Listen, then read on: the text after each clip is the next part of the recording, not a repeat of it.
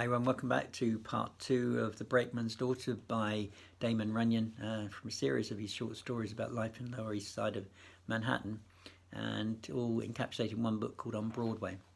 If you remember, we were hearing the story of Big False Face, and also of how a gentleman called the bird, with a hummingbird, saves a girl from being run over.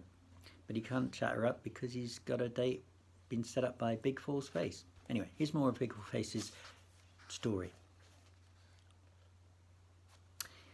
After Big False Face is in college for several years, the warden sent for him for one day and give him a new suit of clothes and a railroad ticket and a few bobs and plenty of sound advice, and tells him to go back home again. And afterwards, Big False Face says he is only sorry he can never remember the advice, as he has no doubt it will be of great value to him and his subsequent career. Well, later on, Big False Face takes a postgraduate course in auctioning and also in dining mora. And by the time he is through with all this, he finds that conditions change throughout the country, and that his former occupation is old-fashioned, by no means genteel. So Big False Face has to think up something else to do. And while he's thinking, he drives a taxi cab, and he's stationed in front of the Perkin restaurant on Broadway, in which he is a real hot spot at this time. Then one night, a sailor off U.S. battleship hires Big False Face to take him riding in Central Park. And it seems that somewhere on the ride, the sailor loses his leather containing a month's salary, and he hops out of the taxi cab and starts complaining to a gendarme, making quite a mountain out of nothing but a molehill, for anybody knows that if the sailor does not lose his letter in the taxicab, he is bound to spend it at 10 cents a clip dancing with the dolls in the flower and dance hall, or maybe taking boat rides in the lagoon in the park. Well, Big False Face can see an argument coming up, and rather than argue, he retires from the taxicab business at once, leaving his taxicab right there in the park and going over into New Jersey. And Big False Face always says that the one regret he has in all his life is he never collects the taxi fare of the sailor. Now in New Jersey, Big False Face secures a position which late Crowbar Connolly, riding loads of down out of Canada, and then he is with the late Hans McGovern and the late Doc Tony to do more, and also late Lanky Watson. And all this time, Big False Face is advancing step by step in the business world, for he has given personality and is well liked by one and all. Naturally, many citizens are jealous of Big False Face, and sometimes when they are speaking of him, they speak of the days of his youth when he is on the whiz, and as if this is something against him. But he always says that it's very creditable of Big False Face to rise from such a humble beginning to a position of affluence in the business world. Personally, I consider Big False Face a remarkable character, especially when he takes over the idle breweries, because it is as time when everybody is going around saying that if they can only have beer everywhere, it will be all right. So Big False Face starts turning out beer that tastes very good indeed, and if everything is not all right, it is by no means his fault. You must remember that at the time he starts turning out his beer, and for years afterwards, Big False Face is being most illegal and quite against the law.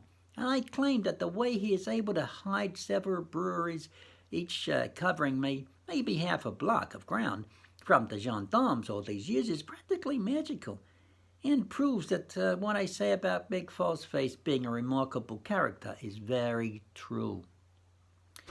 Well then, when Congress finally gets around to saying that the beer is all right again, Big False Face is well established and a going concern, and he has a fair head start on the old-fashioned brewers who, came back into the business again.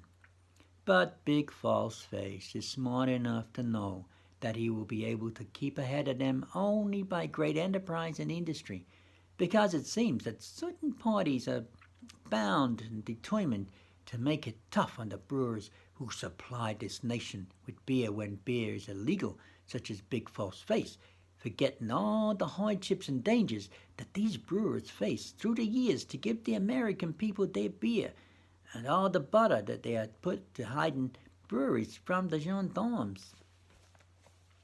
In fact, these certain parties are making it so tough that Big False Face himself has to write twice before he can get permits for his breweries. And naturally, this annoys Big False Face no little, as he hates to write letters. Furthermore, he hears this condition prevails all over the country, so Big False Face gets to thinking things over, and he decides that the one thing to do is to organize the independent brewers and, like himself, into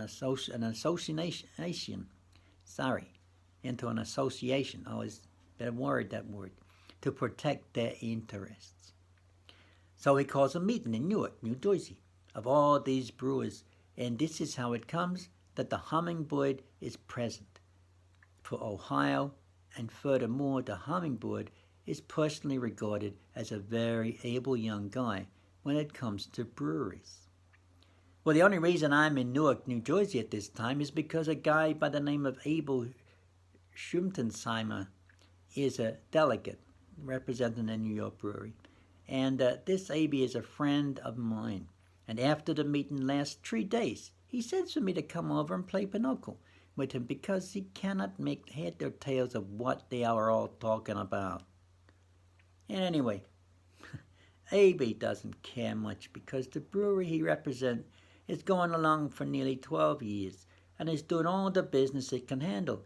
And any time it fails to do all the business it can handle, AB will be around asking a lot of people why.